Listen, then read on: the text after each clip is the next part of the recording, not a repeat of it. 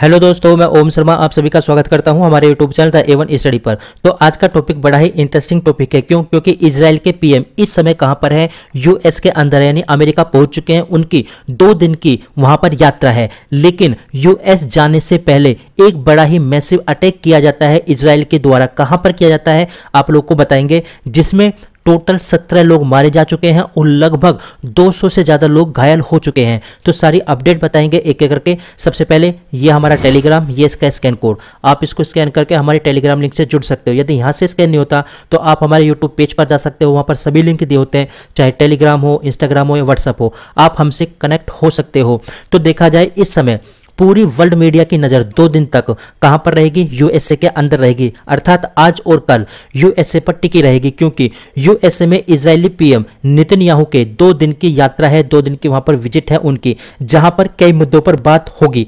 आप यहां पर देखिए कि इजरायली पीएम सबसे पहले अपने एरोप्लेन से उतरते हैं।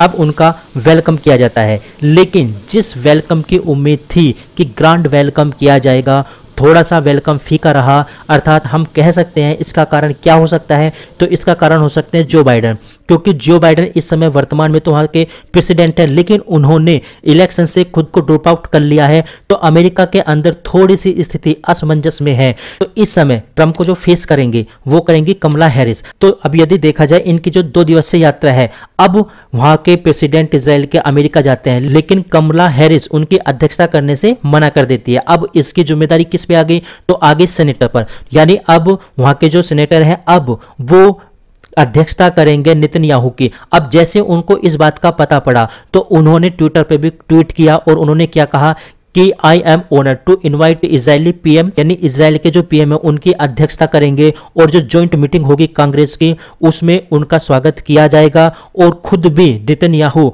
रिप्रेजेंट करेंगे, खुद को वहां पर संसद को संबोधित करेंगे, अर्थात उनकी कांग्रेस को संबोधित करेंगे। ये वो लेटर है जो उन्होंने ट्विटर पर पोस्ट किया है। अब यदि देखा जाए, उम्मीद थी कि वहां पर जो बाइडेन के द्वारा उनका ग्रैंड वेलकम किया जाए, जो बाइडेन से मुलाकात हो, लेकिन हो सकता है ये मुलाकात ना हो पाए, क्योंकि इसके 2 रीजन है। एक तो जो बाइडेन खुद भी परेशान है, क्योंकि उन्होंने 2024 में जो नवंबर के अंदर इलेक्शन होने वाले हैं खुद को वहां से ड्रॉप आउट कर लिया है। और दूसरा कारण क्या हो सकता है? दूसरा कारण हो सकता है कोविड, क्योंकि इस समय जो बाइडेन कोरोना पॉजिटिव है और उनकी स्थिति फिलहाल तो सुधार में है, लेकिन यदि अच्छी हो जाती है, सुधार में आ जाती है तो उनकी मुलाकात हो सकती है, वरना मुलाकात होनी मुश्किल हो जाएगी वहां पर।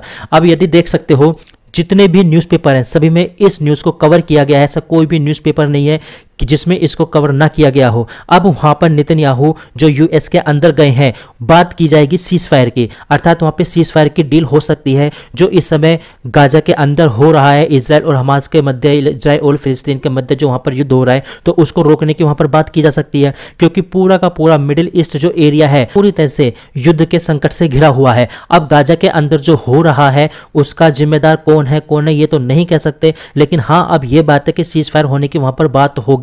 अब ये जो सीज फायर की यहां पर बात की जा रही है, इजराइल के ऊपर लगभग हर देश ने दबाव बनाया था कि आप सीज फायर करिए, तो इजराइल बिल्कुल भी नहीं माना। आप यहां तक कह सकते हो कि खुद यूएन ने भी इजराइल के ऊपर कई बार दबाव बनाया था कि आप सीज फायर करिए, लेकिन इजराइल ने साफ साफ मना कर दिया। उसकी केवल यही बात थी, यही कहना था कि जब तक हमास हमारे होस्टेज को नहीं छोड़ देंगे हम युद्ध विराम नहीं करेंगे। लेकिन अब हो सकता है कि सीज फायर की बात की जाए इस 2 दिन की यात्रा में। जैसा कि पता है इजराइल ने गाजा को पूरी तरह से समतल बना दिया है। जैसे जैसे इजराइल आईडीएफ को पता चलता है कि यहां पर एक आतंकवादी छुपा है, तो फिर क्या इजराइल बिना चूक किए वहां पर बम गिरा देता है। और इजरायली पीएम कि यूएस विजिट जाने से पहले एक बड़ी तबाही मचाना क्या दर्शाता है? आप खुद समझ सकते हो कि विजिट से पहले तबाही मचाना इजरायली आईडीएफ के इरादे कितने साफ हैं। आप यहां पर खुद अंदाजा लगा सकते हो कि हमास को मिटाना है तो मिटाना है, मतलब कोई ऑप्शन नहीं है किसी के पास भी, उनको सीधा सीधा बदला लेना है और अपने जो होस्टेज है उनको वहां से छुड़ाना है।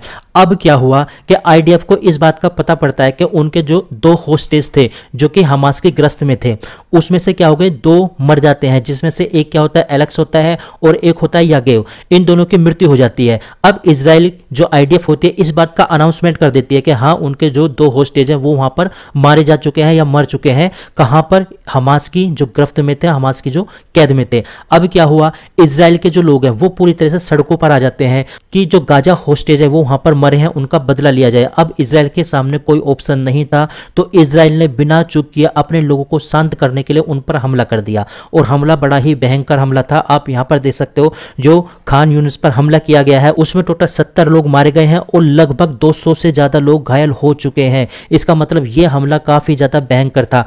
और जो पैलेस्टाइन की जो हेल्थ मिनिस्ट्री है तथा पैलेस्टाइन की जो सिविल डिफेंस है उसने क्या बताया, उसने ये बताया कि इस हमले से लगभग 4 लाख लोग अफेक्ट हुए हैं, यानी 4 लाख लोगों को इससे नुकसान हुआ है। तो कुल मिलाकर आप कह सकते हो इजराइल ने अपने लोगों को शांत करने के लिए बदला लिया है, और उनका यही कहना है कि जब तक हमारे होस्टेज वापसी नहीं आएंगे उनको नहीं छोड़ा जाएगा, तो इजराइल नहीं रुकेगा। आप यहां पर देख सकते हो, मैंने पीछे क्लास में बताया था, ये क्लास ली थी कि इजराइल ने एक स्ट्राइक की थी यमन के अंदर, क्योंकि यमन के अंदर जो हौती संगठन है उसने तेल अवीव पर इजराइल के ऊपर अटैक कर दिया था।